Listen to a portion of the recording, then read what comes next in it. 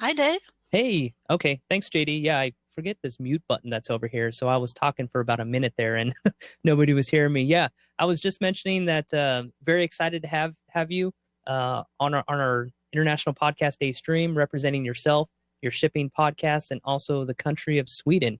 And you are the 10th country to be represented just today in a matter of, I think, 11 hours that we're going on. So I appreciate you joining us. That's amazing, Dave. Congratulations for a very good event then. Oh, well, thank you. Thank you. So go ahead and introduce yourself, and then we'll do a little back and forth, and then I'll let you get running with your session. Thank you. Thank you. Happy International Podcast Day, everyone. Yesterday was World Maritime Day, so for me, this is the second day in a row that I am actually celebrating. Or maybe trying very hard to get an industry that I love to get out there to the rest of the world. As you said, my name is Lena Gothberg. My podcast is the Shipping Podcast, and I will tell you a little bit about what it's like to be a podcaster in a very old-fashioned industry.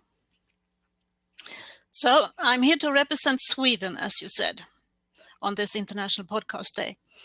I am in Gothenburg, which is on the west coast of Sweden. And the time right now is 10 a.m. So it's a little bit of time difference than to California. But I will be talking about the global industry, which unfortunately is not so well known among the public. And that is the entire reason why I became a podcaster. Before I start, I should probably say and share with you that since English is not my mother tongue, I've written a script. So since I don't have the possibility to edit today, I need to have something to read from. I hope you will find that okay. And after a while, I will probably forget about it. And you will probably also forget about it. But I needed something to actually hold on to. So. Well, thank you. Yeah, we appreciate you joining in. So thank you. Everybody enjoy the next 50 minutes from Lena. I'm going to bow out, so I appreciate you joining us. Thank you. And Thank you, Dave. If you need me at the end to cover some extra time, I'll be right here behind. So I will be shouting for you. Okay. I'll be listening the whole time. So enjoy, and thank you for coming on our podcast day feed. Thank you. So when I was invited to speak at this event, I was a bit shocked. I was honored, of course, but I have to admit that I panicked a little bit. What on earth am I going to say that they want to hear? How am I going to attack this challenge that I have now been given? Well, I realized that I have a huge network in shipping and a small one also so far in the podcasting world. So I asked them, what do you think I should talk about? I put that up in all my social channels, so I asked them. And I have a lot of creative people in my network. So I got a lot of suggestions, which I will be using during this speech.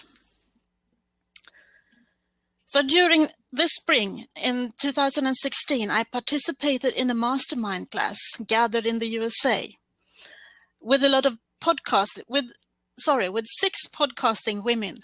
And since they know all the stuff now that I'm struggling with, they volunteered with questions to me. So I start with one from Jennifer Decker-Ebeling, who has got a weekly gardening podcast, which is called Still Growing. And she asked me, why are you so passionate about the shipping industry? Well, the short story is that it's international. It involves a lot of money. Things happen very quickly, and you never meet a dull person. But to explain it a little bit more, it's an important industry to every citizen of the world, since the shipping industry is the backbone of the global trade and is transporting 90% of everything. It's a shipping industry that puts clothes on your body, fuel in your car, and coffee in your cup.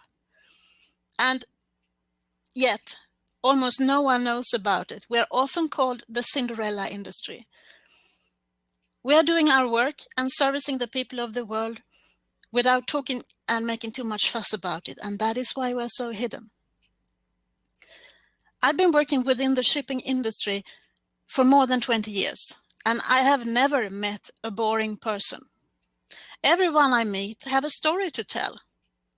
Everyone does an exciting job, and almost no one has ever heard about it. And I felt that it's time for the rest of the world to hear that story. However, the industry is still very old-fashioned, and marketing and communication as a tool to market the individual companies and the entire industry, the reason of being there, and they don't even see the power of branding and a strong profile. So, should someone describe the shipping industry's profile today, it would probably be from the perspective when something terrible has happened, like an oil spill from an oil tanker or a passenger vessel sinking, because that is when we hit the media in general. And that is when we hit the front pages. Or maybe when the price of oil is discussed, since the world usually have to ship the oil from one place to another where it's supposed to be used, or maybe to a refinery in between. And the world is only interested in what it costs, not how it gets there. The shipping industry is also very much in love with its hardware. If ever a shipping company is advertising, you can bet that what you will see in a picture, usually in a printed media, is either a brand new, very, very big ship, a huge engine, or a gigantic crane. You hardly see any of the maritime professionals who are so passionate about their jobs and is making the world go around. So after having spent such a long time in an industry, I realized that I actually know a lot of people. I have an extensive international network, and I know people that could help me tell the story of shipping to the rest of the world. So I had an interesting topic with a lot of storytelling in it, a large international network, and I had just started to learn online communication.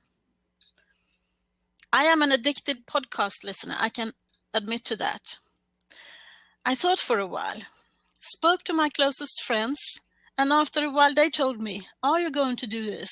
Are you going to make a podcast, or are you just going to dream and talk about it? So, as you understand, that triggered me to actually start learning the craft and understand the business of podcasting. Someone gave me a tip about a podcasting school for women, an online course on how to start podcasting, and I enrolled. That was probably my best decision so far in the podcasting industry. The Podcasting School for Women is run by Elsie Escobar and Jessica Kupferman, a match made in heaven. Two super knowledgeable women that knows everything about podcasting and how to build a community. So last summer, I participated in the online course and I learned. It was me and all the American women online trying to understand how to start a podcast. I enjoyed it very much. So I learned a lot. I learned everything there is to know about podcasting, or at least almost everything. They had really included in the course like a lot of things that you never think about before you start, because you're so urgent, you have such an urge to come behind the microphone. So they started by asking, how much time do you have to produce a podcast? What is the end goal of your podcasting? Do you have a business plan? All this really simple and easy thing that you need to answer before you start.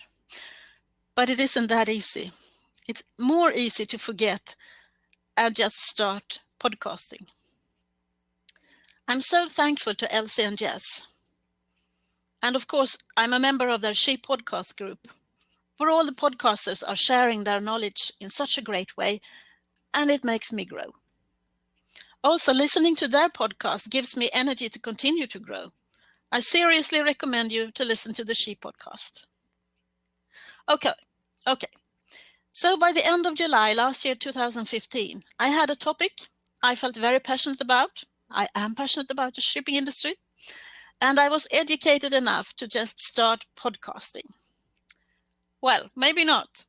I also needed guests on the show and some ideas of what I was going to talk about.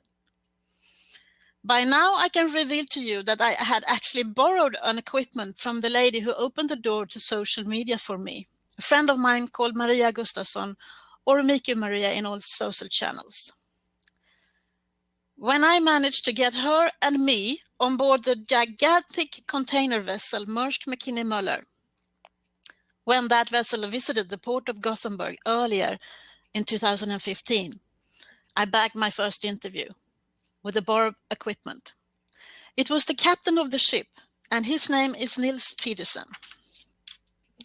That visit on board the container ship actually started with a tweet from Captain Pedersen when he passed the Singapore Strait and stated that he was on his way to Europe on this gigantic vessel fully loaded with containers.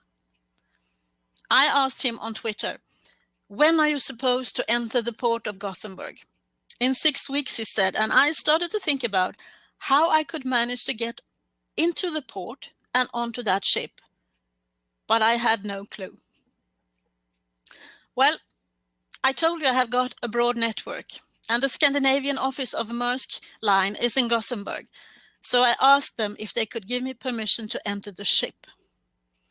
Even though it was a very busy day for them and there was a strike going on in the port, there was a car for us that picked us up. Maria and I, we entered this gigantic ship and had a really nice chat with the master mariner on board. You can listen to that. That's my first episode, which is, the first struggling episode that everyone has got. So talking to this very nice master mariner, I realized that I wanted to speak with all sorts of maritime professionals about their everyday job on my podcast. You see, all the people in shipping, we tend to divide the world into mariners and non-mariners, and all the mariners, they love their job. It doesn't really matter where they are in their career. They love shipping. They love working in shipping. So that is what I call having the shipping bug. Well, I had to have a goal with my podcast. I couldn't just sit and chat with people that was interesting to me. I had to have some sort of structure and strategy. So I started to think about what kind of answers do I want from my guests. And I realized that I should put the same questions to my guests and see how they responded. So I got 5 questions that I build every interview around. You will realize that once you have listened to a few of my episodes. It's so interesting to hear what people are answering, because it depends on where they are in their life and where their company is strategically moving towards. So I wanted young people to get interested in our industry. We need the next generation to know about our industry. We can't be hidden to them. We want them to try out an exciting job within the shipping industry. But young people also need to know that you can't reach your dream job the first day. So maybe it will be interesting for them to know how my guests have actually reached the position they are in now. So I always ask them, who are you? Could you please introduce yourself? And how did you enter the industry? How did you become a part of the shipping industry? How did you get the shipping bug? Well, my next question is about which changes the guests have experienced, since that is a way that we can discuss what has happened in the industry. What are the developments and how are things progressing? And since people are from different lines of the shipping industry, I can ask specifically about their line of the business. Before I started podcasting, that's sort of a mark in my life. I've been working with business intelligence for the shipping industry.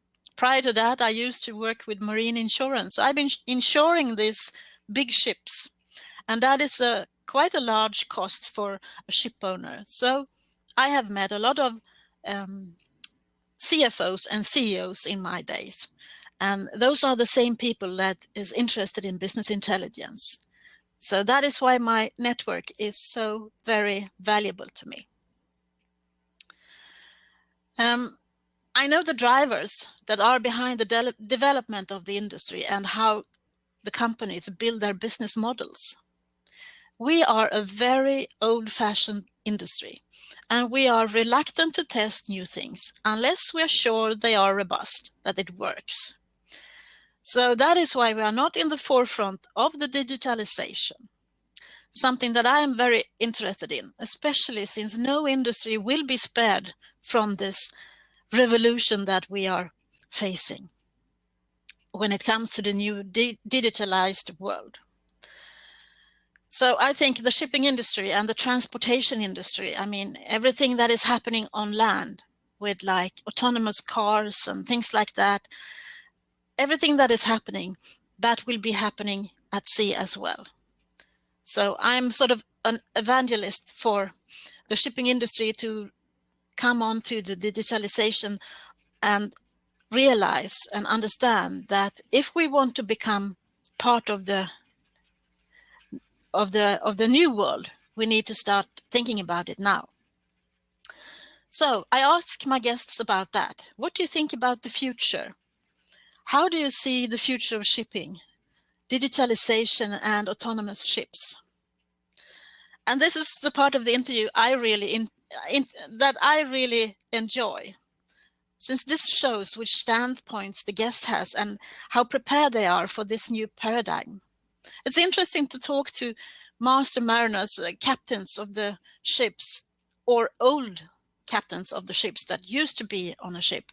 What do you think about autonomous ships? And if they are my age, they say, that will never happen, never.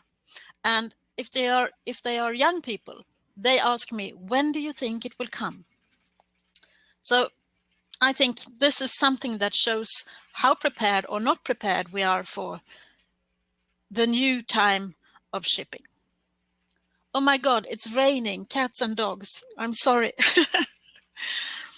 So here I would like to answer another question from one of my mastermind friends. It's Lorraine Sanders, who is the producer of the Spirit of the 608 podcast.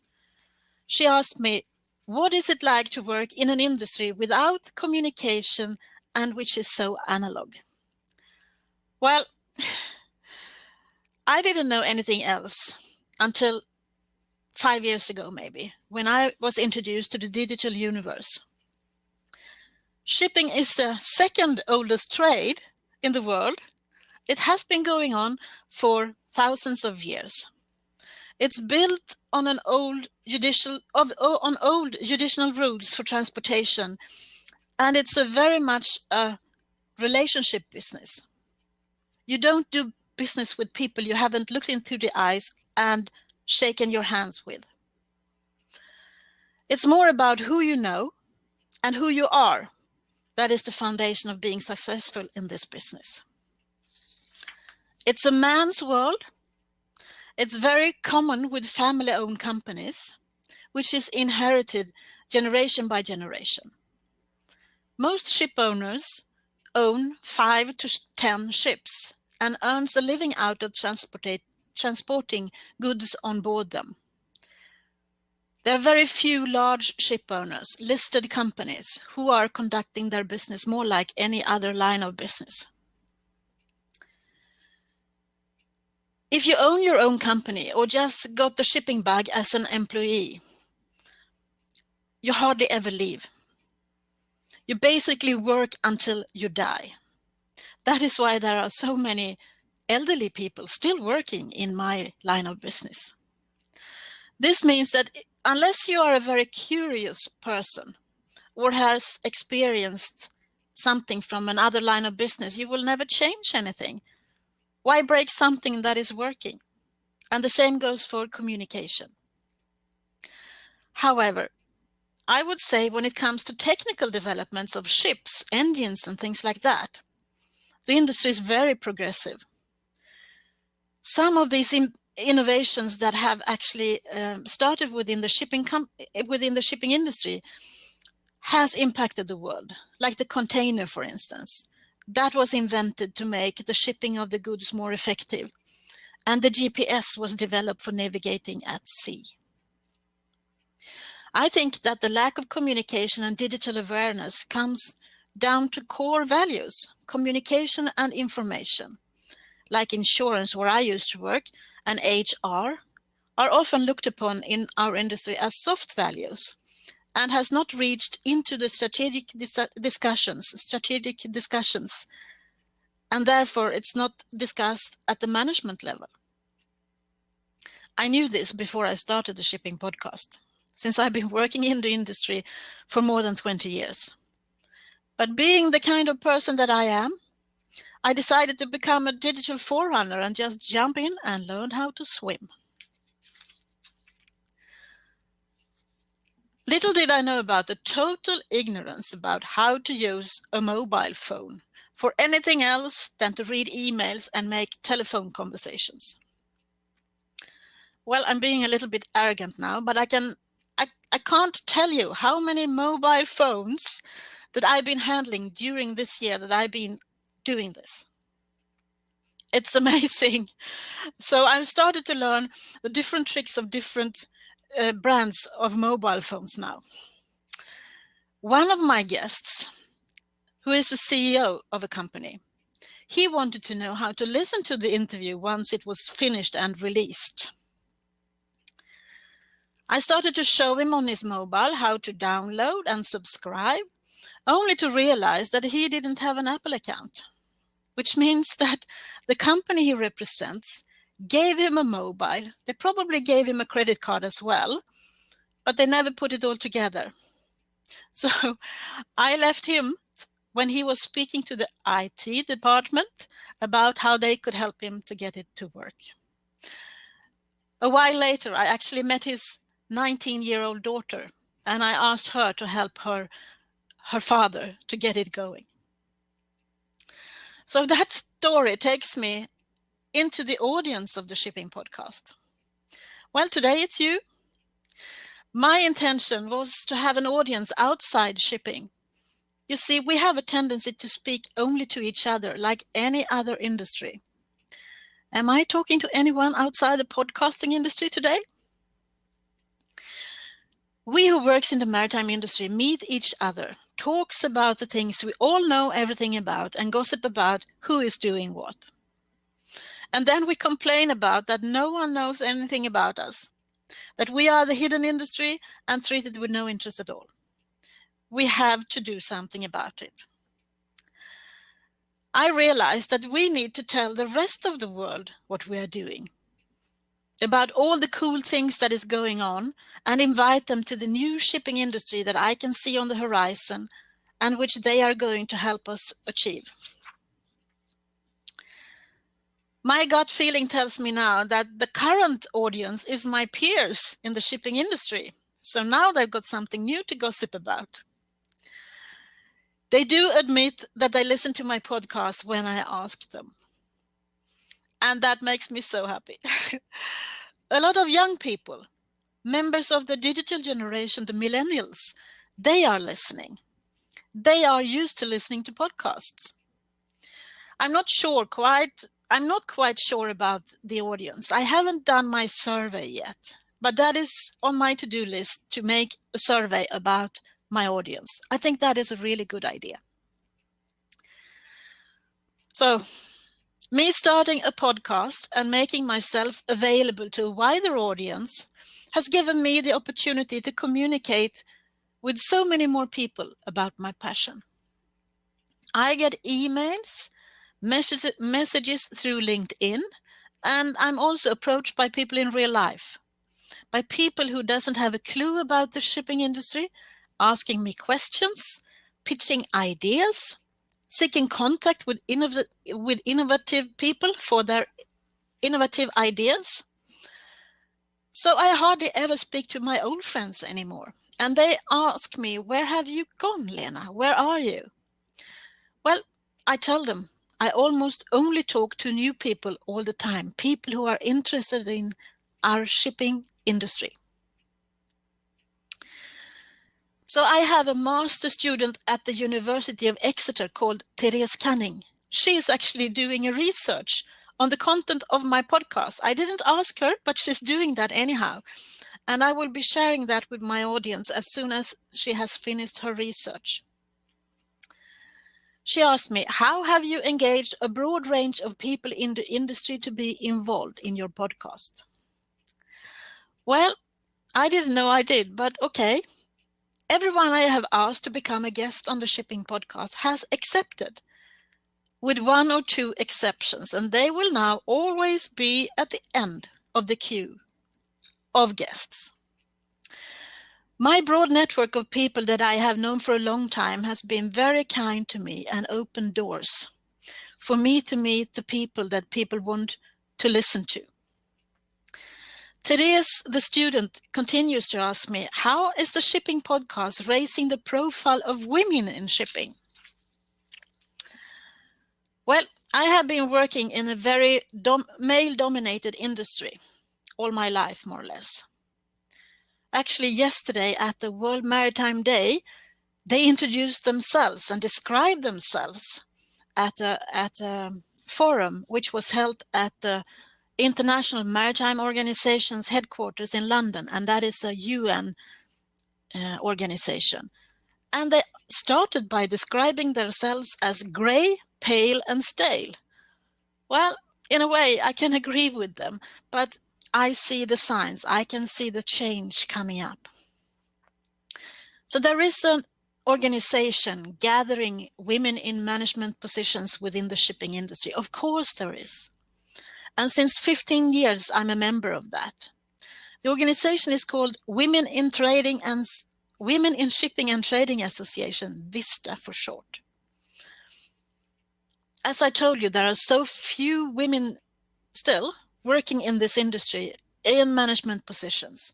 So to meet the ones that have faced the same glass ceiling that I have and the old-fashioned values, that has given me strength to meet these women.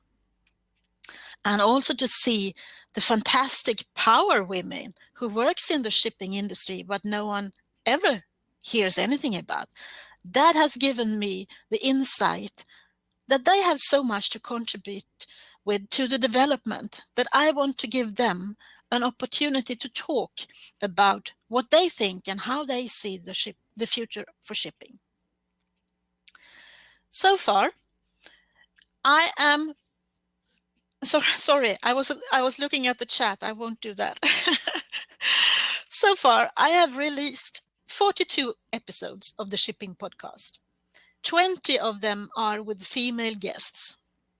By interviewing so many female maritime professionals, I can now challenge all the organizers of maritime events to start and look for more female keynote speakers, something which is very rare when attending maritime conferences.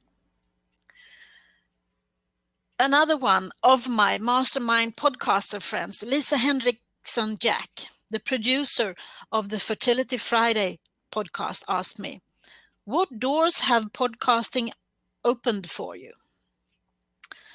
Well, one of the doors that has opened for me is this one. I was invited to speak about my podcast. It has also given me a new occupation. I am now a proud independent media host and producer. Not so very common within the shipping industry. Actually, there is no one else but me. I mean, producing podcasts, I am the only one doing that, and I am a woman. I realized that there was no other podcast within the shipping industry when I was able to buy the domain address shippingpodcast.com. Lately, after 1 year of podcasting, things are starting to happen. I have now been approached by heads of communications in rather big companies who is asking me if I will attend this and that event, and if so, would I like them to arrange an interview with their CEO? Well, that has never happened before, I promise you. So that is a door that is opening for me. We'll see if I want to enter there or not. So Lorraine Sanders asked me another question. What is it like to be an independent media producer? Well, Lorraine, as you know, it's lonely, but it's fulfilling. I struggle to get the shipping industry to understand what I'm trying to achieve, and that is hard. But just the fact that I can become a media producer just by buying a relatively cheap equipment, download an editing program for free, and start releasing, that is a feeling that gives me great joy. The actual producing of the show is easy and fun. I decided very early in the process not to make any Skype interviews, but to actually sit down and have a conversation with my guests. The reason for that is twofold. One, I never meet any tech-savvy guests. You have probably understood that by now. And to have them connect via Skype and to do some settings on their computers, forget about that. Two, after a while with the interview, with the guests, they forget that there is a microphone in the room and we are just discussing. I think that is one of the reasons for my success. I have had some feedback saying that listening to my podcast is like eavesdropping into our conversation, sitting on that third chair in the room. And that is probably the best compliment so far. I know that I don't always have the best conditions for my interviews. I have come to realize that all hotel lobbies in the world play music. Did you know that? Also, when conference rooms are not used, there is a background music. Things like that drives me crazy now, that I have become so much more aware of sounds, something I definitely wasn't before. Air conditioning in offices, do we need that? Well, that is a rhetorical question, because I hate when that happens, and I have to try and edit it out of the interviews. And one more thing. I very often forget to take the headshot of my guest for my episode artwork because I get so engaged in the conversation I have with my guest. Nowadays, I put a big note at the top of my list of questions which says, don't forget to take a picture. Start with that before you do anything else. Okay, monetizing. I probably cannot make a public speak about podcasting without mentioning the possibility of sponsors and advertisers contributing to the podcast, enabling me to do more of what I love to do so much. I have dived into the world of sponsorship and realized that there is no real custom when it comes to advertising in podcasts as it is when advertising in printed media and other online digital adverts. I want to refer any interested advertiser to go to the website whypodcasts.org and pick up some knowledge about what it means to advertise to a loyal tribe of podcast listeners. When it comes to us podcasters, I can only say that it's all about selling, marketing, networking, and get supporters on board. The people that believe in you and want to give you their support and build it from there. It might not be what you think they want to hear about that is interesting to them. It might be something completely different that attracts their interest for you. Make a media kit for your podcast. You can easily Google what that is. But basically, you need to present who you are, what do you want to achieve, and how big your audience is to the prospective advertisers. Make it into a PDF and put it on your website. It took me a while to figure out who could benefit from cooperating with me and who would want their brand to be seen together with me and my new feature. I think I'm onto something now. And hopefully the result will be that I can concentrate on even more on my podcast. I want to do more of what I'm doing now. It's so much fun.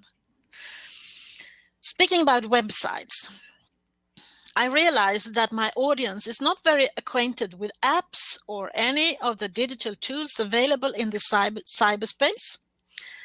They are very analog, to put it bluntly. I think you have realized that by now. But I was not going to give them any excuse not to listen to the shipping podcast. So I launched a website almost at the same time as I released my first 4 episodes.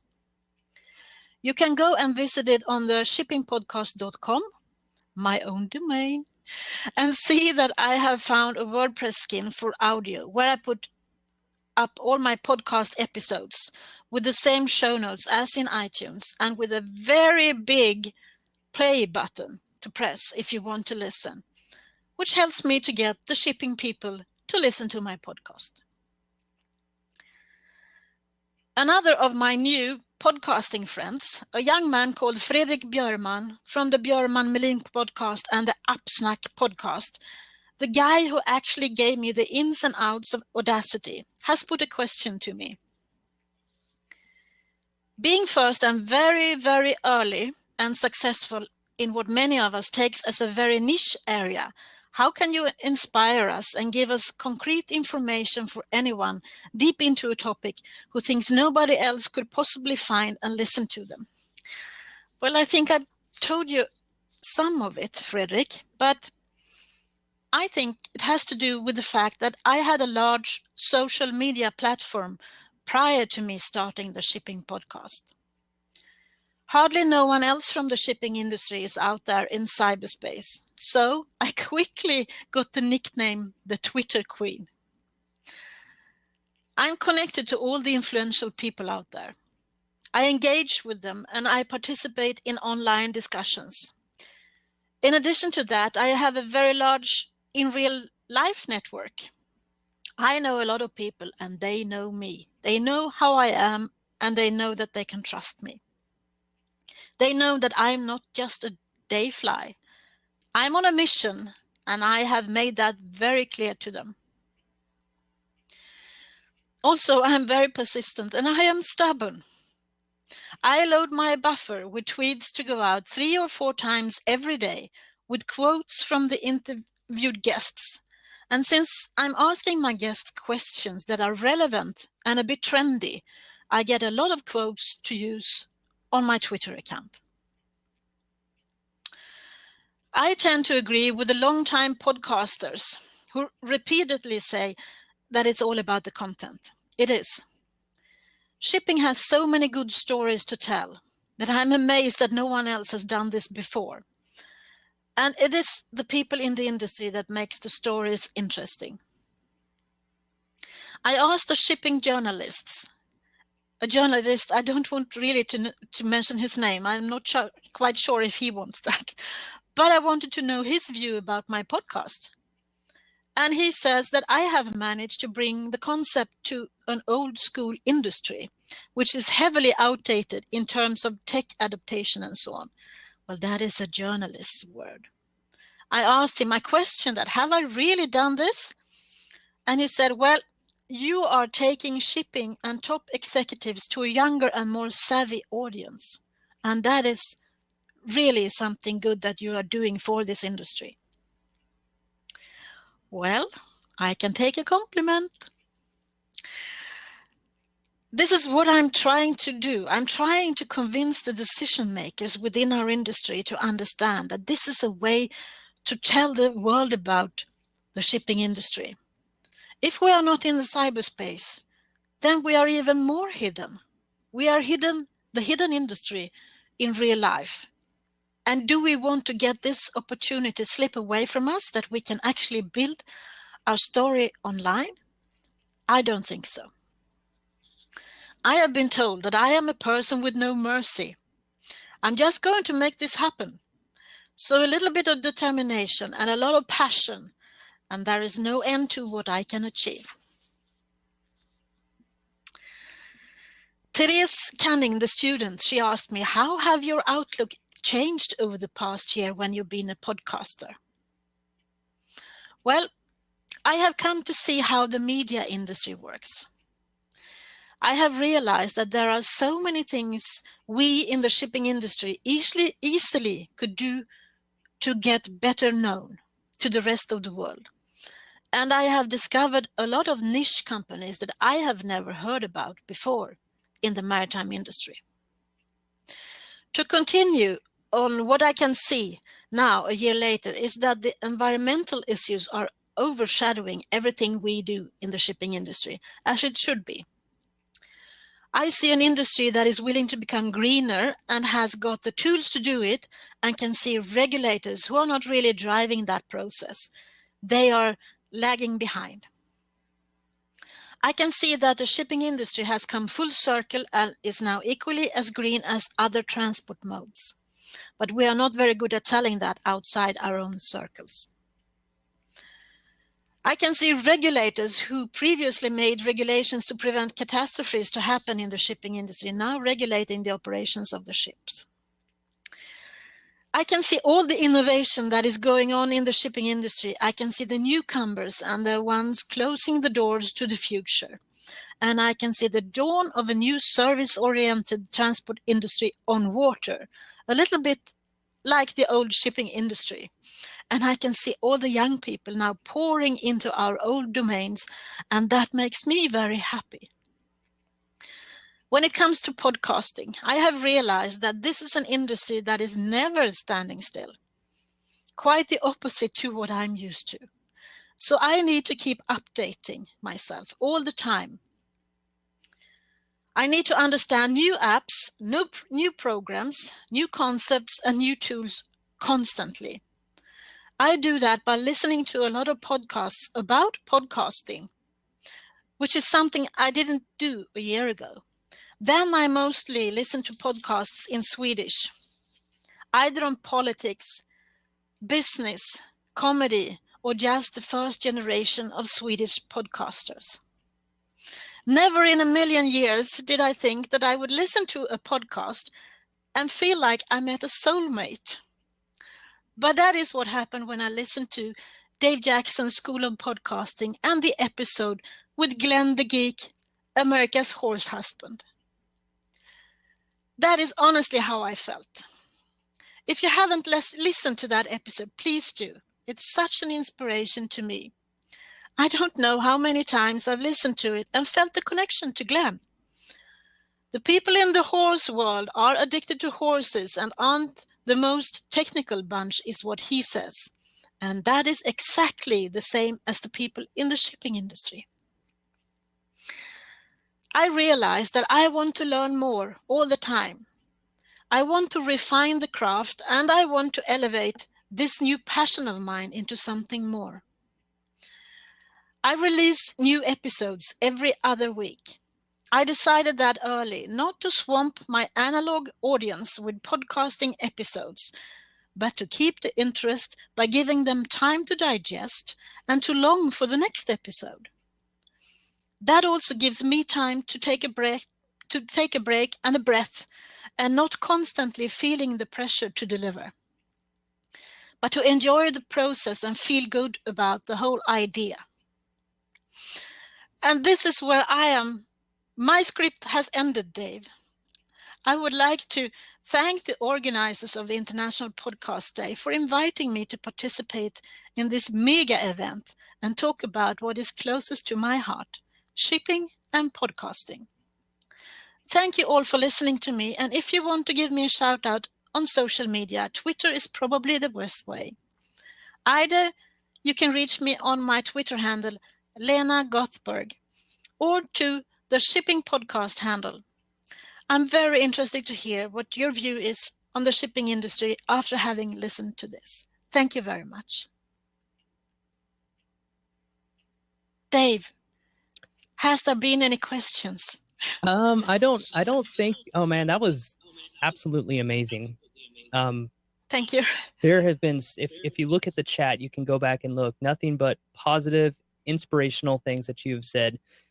As you mentioned, you're in an old-fashioned sort of industry that's in a rut, very male dominant, very, archaic to a point. You said with a lot of analog technology, and the way you're changing it, the way you're introducing new technology, podcasting, the way you're introducing women into the industry and really shaping and changing the way of the image of that industry. It's absolutely amazing. I got to give you some applause, and like you see in the chat room, a bunch of thumbs up and some claps. It's absolutely amazing to hear your story. Thank you. Well, I can see that Magda is asking me, do you still have to fight against any stereotypes? Well, by this moment in time, I'm too old to be fought. I have an advantage nowadays that I am a woman because everyone knows who I am. So I think I have got actually a responsibility to be a role model for the younger women and for the younger guys. I have a lot of young people approaching me to ask, could you be my mentor? I can't mentor the world, but I have a few ones that I do mentor. But there are still stereotypes. However, I can now see sort of the second, third, or fourth generation of ship owners coming up. And they are in their, they are 35, 40 years old now. Their father or mother has resigned because they can't see any light in the tunnel. It's still a very depressed industry right now. So I can see those people, they are 35 years old, and they are a completely different breed of people. I love them. They are like other 35-year-olds. They've been using digital communication. They know what a tablet is. They know apps. They use everything like that in their everyday job. So they bring that into the industry. Some of them have been given something that their parents never got, namely a academic education.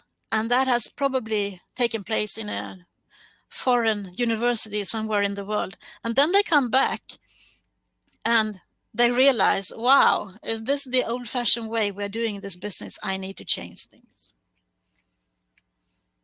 You've become like a new thought leader within the industry. It seems like you are literally charting the course for a new generation that are entering the shipping industry. And I think that's something that your passion definitely comes across in your presentation. There was a lot of positive things said about your website. It's very easy. Like you said, sometimes as podcasters, we forget that not everybody thinks like us. Not everybody sees things the way they are or that we see them. And so when you have the opportunity to make that easy, to introduce people into the medium, make it as easy as possible. And I love your concept of, you said, I don't do video interviews. I don't do phone interviews. I want the face-to-face. Like I mentioned in the chat, it's you have a conversation rather than an interview.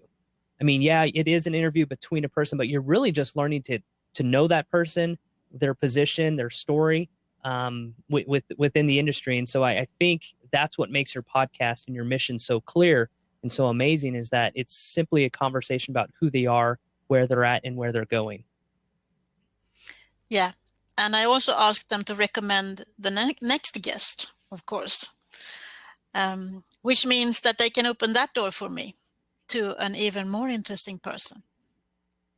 That is interesting. And I really love the idea where you were discussing having keynote speakers and how it had been historically male presenters. I think that's such a great concept and a great idea that you're putting a face in front of an industry that's in essence new to them. And I'm very impressed. I don't even really know what words to say, but it was just a fascinating thing. If anybody else has any more questions, we still have 5 more minutes we can do. You did have some positive chats in here. Great presentation. Keep going. You do have a very strong, powerful voice in the shipping industry. I can tell that by listening. And I think it's great. You said you're 22 episodes in, and 20 of those featured females. 42, sorry. 42 episodes. Okay. But 22 of them are females. Yeah. Okay. And that is challenging for the industry. And I hope that will lead to something good. I have bagged interviews until December. So I have got some more interviews coming up. And there are more females in there, I promise you. what I have been doing so far, I've been going to these maritime events, which I usually go to anyhow. And then I've asked people to just give me a short time. And yeah, I find the females. Do you find it, I know you mentioned a little bit during your presentation, getting to know them as a person first, and then getting into the core of the topic, I think, is the most important thing. I know I've been on the receiving end of some interviews, and it's just like right up front, it's too heavy, too fast. And I think you do a great job of introducing them and getting them comfortable so that you can open up that relationship. Has there been one interview that really stood out over your 42? That's something that is, just one of your best ones you've ever had in the bag, or are they all pretty similar? No, everyone is the best. Yeah, each one is... but I will say the one with Kate Adamson, because we think so much alike, and she is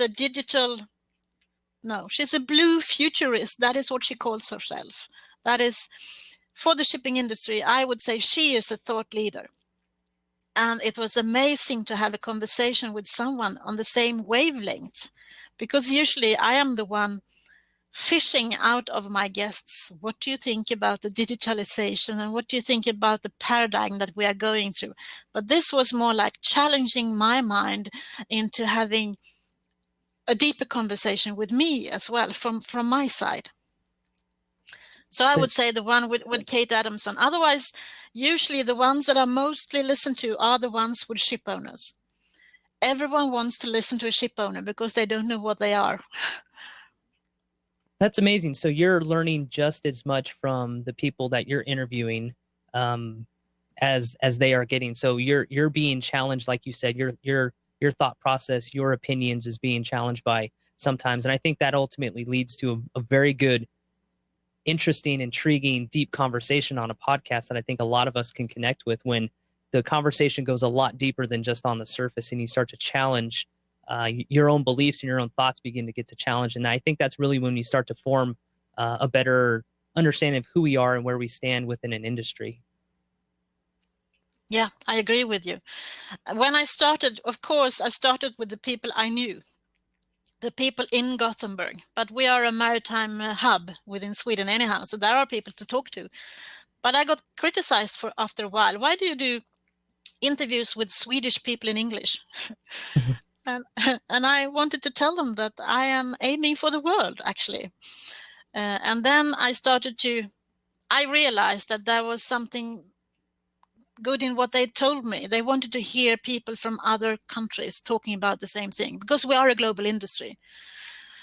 So yeah, my goal is for 2017 to go to Asia, to go there and interview people, because I think there are some things we need to learn from there that we are not thinking about in our end of the world, actually.